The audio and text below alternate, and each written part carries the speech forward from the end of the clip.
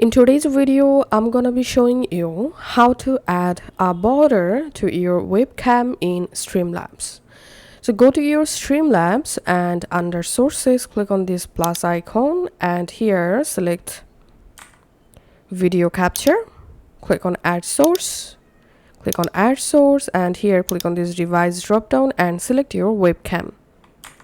So here, as you can see, I've already added dummy webcam. Now let's see how to add a border to this webcam.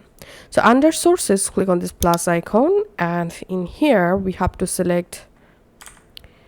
scroll down and we have to select here color block, then click on add source and here I'm typing webcam border and clicking on add source and here click on this color box and select your border color.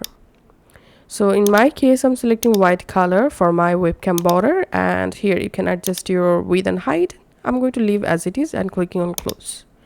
Now we have to put this webcam border layer under our webcam. So I'm dragging it and adding the layer under the webcam layer. Then I'm selecting the webcam border layer and I'm just adjusting this layer just like this. So you can just increase this width and height.